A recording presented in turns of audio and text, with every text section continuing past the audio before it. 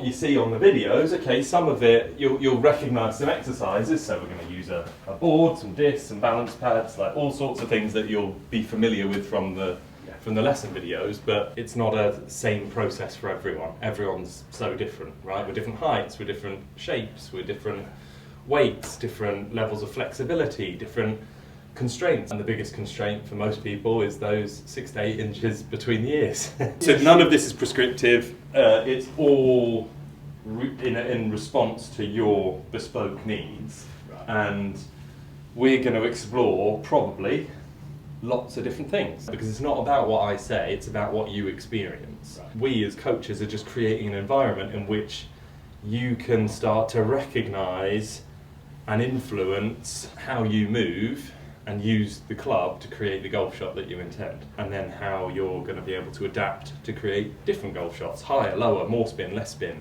left to right, right to left. But it's not really about today. Yeah. Today is just blink of an eye in your golfing life.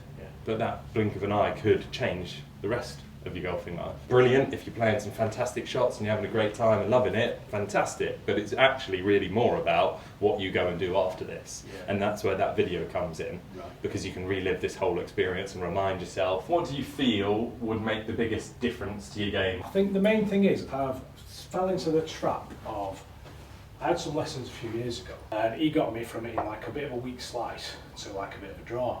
Cool. But I lost quite a bit of height. Right. Now, on my irons, I hit a slight draw. Some of the videos you watch, it's like clear the hips early, then the arms come through. Others, it's drop your arms, then turn your hips. And you know, you see all these videos and they say, you got to do this, you got to do that. And it's like, these videos are just so generic because it's like, well, and then you get loads of blokes going to the first tee saying, oh, I saw this on YouTube last night. And you think, what the bleeding are you doing? And after 3 shots, they just go back to the normal swing, and then they hit the ball great with a normal swing. Yeah. So I think it's a question of how do these tips from watching a dozen different people, how do these tips help me? So I've got to the stage where I thought I'm a real student of the swing, but I've just completely now sort of baffled with science, and I'm like, I've got where I'm sort of chasing my tail trying to find a workable swing for me. That's my bad shot. Bit of an overdraw type. Yeah. Pull draw. Yeah. See, that's the other one. Yeah, the heavy strike, and that's why you were mentioning on strike. And then we get the odd thin one. So yeah, I was just my question was going to be, with the misstrikes, what does it tend to be, or could it be a bit of everything? Yeah, is it to be heavy, thin? Bit of both? Yeah, a bit of both. I don't hit that many heavy, to be fair. A bit of a thin has just crept in this last sort of 3 or 4 months. Cool. And there you go. That one again. That's a nice one. Yeah. Play a couple of shots on here so we can actually see the strike. And that's lovely. That's the best one yet, isn't it? Performed under pressure. Perfect strike as well. And a perfectly decent shot, but we almost didn't interact with the strike mat at all. Yeah. Yeah. And then, so what we've got... So that there was lovely, but then obviously I just hit a bit. Yeah, it was a bit heavy. Yeah. So if that was on soft grass out there... I'm losing 30 yards there, aren't I? Yeah. So let's say the black tape is the impact area. This is the club head swinging around the body, and the pink stick is an indication of the path at that moment of strike. Yeah? So when you strike it nice, you're actually striking out on the downward part of the arc. So you actually haven't made it to the low point of the golf swing yet, which is exactly what we want with an iron and a wedge. We want to strike it on the way down. Negative angle of attack. The first time you hit off there was like perfect, pure. Yeah. The second time was a bit clean. You didn't even touch it, the mat with your club. And then the third one, couple of inches behind it. Exactly. Yeah. So it's a bit inconsistent. What you're going to do is just play without the ball, just tiny little swings. What I want you to do is stand on this board and just have 3 consecutive swings. And the first time you're going to make a divot somewhere back here, and the second time you're going to go forward of that. Doesn't matter exactly where, but as long as it's forward of the first one, And then on the third one, again, doesn't matter exactly where, but you're going to go forward of the second right.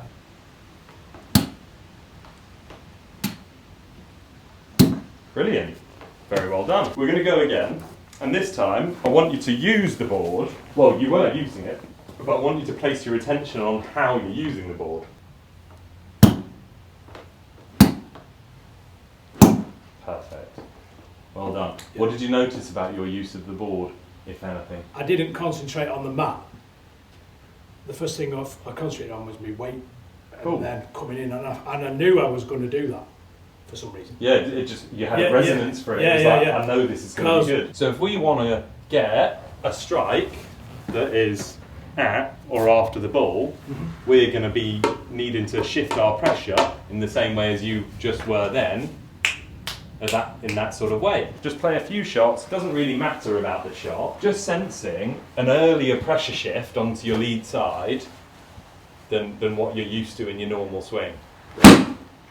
But we are going to shift back to initiate the backswing, and then shift through. Nice, that's lovely. Well done. Wonderful. Really impressed at how you've just immediately shifted the timing of that pressure shift. Right. That's the inherent sportsman in you. Oh, here we go. Yeah. Very nice. Very, very nice. I'm just letting you stay in this space and play around with it. I'm not. No, and that it's funny because it feels like the club's staying behind longer. And look at this. It's an absolute stripe show. Immediately, the compression on the ball, you can hear it, like you said, you can hear the difference. Well, we can see the difference as well, the more sort of penetrating flight. But actually, it's a more penetrating flight, but it's still got height.